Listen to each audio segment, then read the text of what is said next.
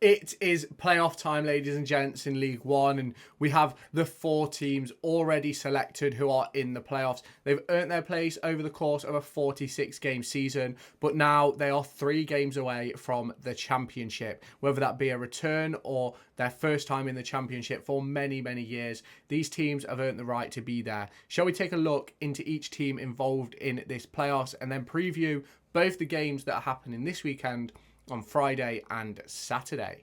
So here we have it then. Barnsley face Bolton at home on the 3rd of May, and Oxford United face Peterborough United at home on the 4th of May. And this is, for me, going to be a very interesting playoff battle. I think Bolton are a very good side, but ultimately just haven't been consistent enough to get that automatic promotion place, considering that they were ahead of Derby for large majorities of the season.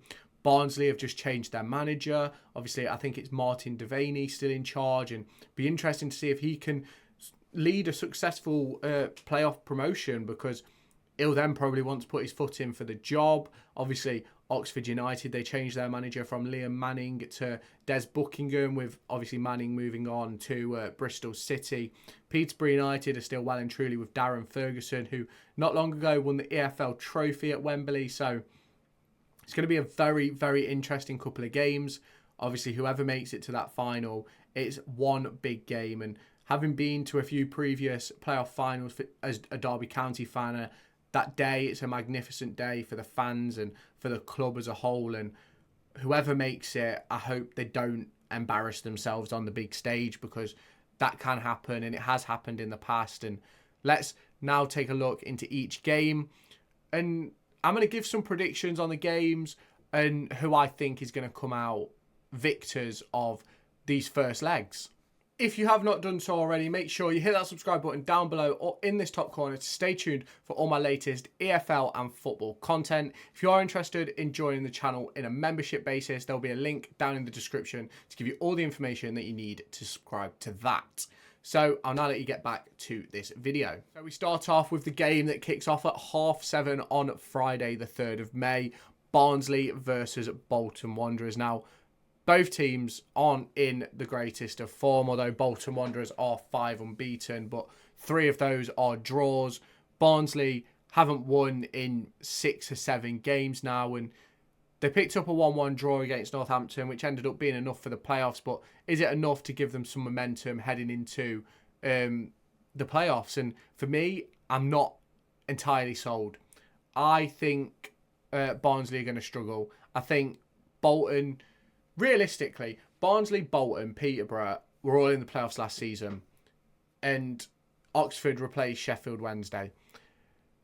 For me, I think this game has to be all Bolton. It has to be in Bolton's hands for me, because Bolton are the team who finished 3rd, which I think statistically, the team that finishes third most likely always goes up. They have been the better side over the season, and Bolton are a fairly good side. They have some really good players. Obviously, if we look at the head-to-head and look back earlier this season, they haven't beat each other. Neither of them have. And if we go back to the playoffs last season, Barnsley came away from the playoffs, heading to Wembley, and were 1 game away from the final. Not 1 game away from the final, 1 game away from the Championship. And I think Ian Evatt has said a few things over recent weeks, and especially the past week or so, about Bolton being the best team in the league. And I've seen some comments where he's not really been very humble about the situation that Bolton are in. And for me, I think that could cause a problem. Now, some of the players have said some really nice things about Derby over the past few days, and obviously they've admitted that they weren't good enough or consistent enough over the season to be in those automatic promotion places, and obviously that is why they're in the situation they're in. Obviously, the head-to-head stacks up more in Bolton's favour than it does in Barnsley's, with 6 wins, 6 draws and 2 losses for Bolton. But for me, it's going to be interesting. I know they lost a couple of players in that final game who weren't even involved because of injuries, but obviously the return of Dion Charles. But how much is that final game going to affect them as Bolton? Because they went 2-0 up after 8 or 9 minutes. Now, obviously, Derby County were winning after 5 minutes anyway. So the result didn't really mean a great deal for Bolton. And for me, you still want to win that game. Now, obviously, Peterborough wouldn't want to lose, obviously, and that's why it ended up finishing 3-3. But you don't want to be 2-0 up and then not win. But it's one of those for Bolton. They head into it off the back of dropping a 2-goal lead. Barnsley head in off the back of a point in a game where they probably should have won. So for me, it's going to be very difficult in this game, really, to look past Bolton Wanderers. But I know Barnsley can be mega effective. For me, I think this first leg is going to end 1-1. I think Bolton will score early and score first. And I think Barnsley will then get a late equaliser in the second half, 70 minutes onwards, from a set piece. Corner for Barnsley. Be interesting to see how it happens. I'll try and keep up to it. Obviously, there is F1 on this weekend. We'll have the game and the F1 on at the same time, so it's going to be interesting to see how these games are going to play out. Obviously, I'll do my reviews of the games on probably Sunday before they play the midweek games, midweek playoff second legs. We'll now take a look at the next one, which is Peterborough versus Oxford United at Oxford United. Now, Oxford United will probably feel that they've had a successful season. It's a massive improvement on last year, and they go into this game with massive confidence. They beat Peterborough United 5-0 4 games ago. Now, since then, they've lost 1, drew 1 and won 1, but they find themselves in the playoffs, and that was the important thing. Get yourself in the playoffs and go from there. They've won 3 of the last 5, and they go in. I'd go in confident as an Oxford United fan. You've had a fairly good season. You've had a massive improvement over last season. I probably think you should have finished a bit higher than you did, given how you started. But obviously, with Manning moving on and Buckingham coming in, I saw last season with Paul Warne taking over from Liam Rossini after about 12, 13 games, that sometimes it takes a while to actually get going. And then sometimes the players aren't fit enough to do what you're trying to do. And that's what we saw at Derby at the end of last season, heading into the Sheffield Wednesday game and stuff like that, when we ended up falling out of the playoffs. But I think Oxford can go in positive. I think they can go in happy. And Peterborough have lost 2 of their final 5, a draw on the final day. But I think that draw against Bolton will give them massive confidence. They were 2-0 down, and obviously Peterborough did take the lead and concede late, but ultimately they were 2-0 down versus Bolton Wanderers after 10 minutes, and they did get back into the game, and through an unlikely goal scorer, and I'll show you who it was. It was Mothersilly, however you say it. And I think this is a player who was in the Derby Academy for a couple of months during his youth career. I'm not sure if it shows. Yeah, he played 12 games, scoring 3 times between February of 2021 and May of 2021, and didn't really cut the mustard at Derby, but this season he started 8 games at Peterborough, 3 goals, 3 assists. We will take a look into other players as well, but just for now, we're going to go back to Oxford and Peterborough United. And I think Peterborough will go in confident with how they turn the game around, but ultimately they'll have that 5-0 thrashing from Oxford in the back of their heads. But obviously, it's a pretty even fixture for the most part. Peterborough won 3-0 back in December, was a draw last season in April, and then back in October of that season, Peterborough won 2-1. And I think this game could be 50-50, but I'm going to give it to Peterborough. I think it's going to be a 2-1 win for Peterborough. I think Peterborough are going to go 2 goals up. 1 in the first half midway through, 1 in the second half midway through, and I think Oxford are going to pile on the pressure late and score a late goal to give them a bit of hope heading into the second leg.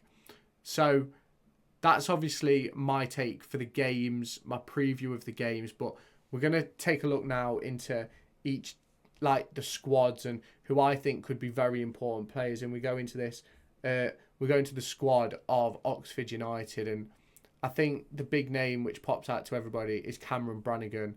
But I think a player who I think is going to be massively important in this run is going to be Ruben Rodriguez.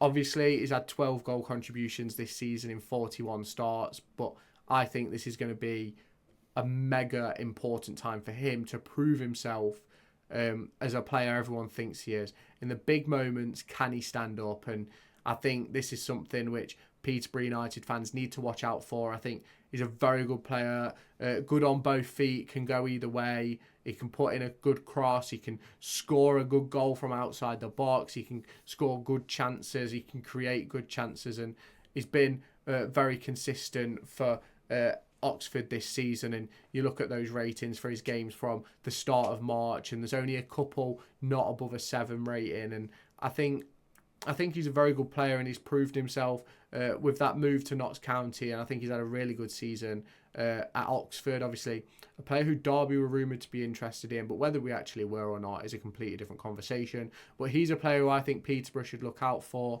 And if we do now, obviously, go back to Peterborough and take a look at their players, obviously, they've got some really good players in their lineups as well. You've got Ronnie Edwards at the back, who's had a really good season. In midfield, you've got the likes of Aaron Collins and Kit Prianu, who have both had really good seasons. You've got Joel Randall as well, who's popped up with a few goals. And then, obviously, the forward line, you've got Mason Clark, who's been incredible this season. 14 goals, 7 assists in 42 starts. And he's going to Coventry in the summer, and this is his final opportunity to give Peterborough something to shout about. Obviously, they came home with the EFL Trophy, and now can Mason Clark lead Peterborough to the Championship, where he'll have to play them next season if he does, but is he going to be able to do it? I think if someone's going to have a decisive say in this game, I think it's going to be one of Mason Clark or Poku, and let's just see what Peterborough can offer in those games. We'll obviously keep our eyes out for the games and watch the games, so make sure you stay tuned to the channel by hitting that subscribe button to stay tuned for the reviews in a couple of days, because it's going to be very interesting what happens in these games. So now we look at Barnsley, and someone I want to pinpoint for them is Adam Phillips. I think he's a very, very good player. 17 goal contributions from midfield, 35 starts. What a season he has had. Obviously, picking up the assist in the draw versus Northampton, picking up a goal in that 3-2 defeat to Blackpool. Very good player in my opinion. He's the one which Bolton Wanderers need to worry about. He's going to be very creative in that game. He's going to want to get on the ball and make things happen. And you'll have to let me know your thoughts on what danger men Barnsley have and Bolton have, and even Posh in Oxford. Let me know your thoughts in the comments on who we should keep an eye on. And for me, it's going to be interesting to see what happens in this game. But I think Adam Phillips is going to be at the centre of all of it. And finally, we look at Bolton Wanderers, and their danger man for me has to be Dion Charles. Now, obviously, he spent a lot of time out injured, but he has still got 15 contributions this season in 31 starts. Obviously, if we do scroll down, he's been in and around it recently, but he spent a good period of time out from February to April and hasn't really got many minutes until the last 2 games, obviously scoring in the previous game with a penalty against Peterborough.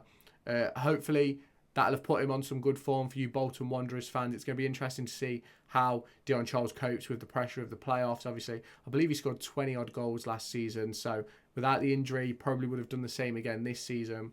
But I think he's going to be massively important to Bolton if they want to secure promotion this season. If they don't, could he move? Could he get a Championship move? I think there's very much potential in that. And for me, I think he's a very good player. Ian Evatt's got a really good striker on his hands. And it's going to be interesting to see how these playoff games go, as I keep saying.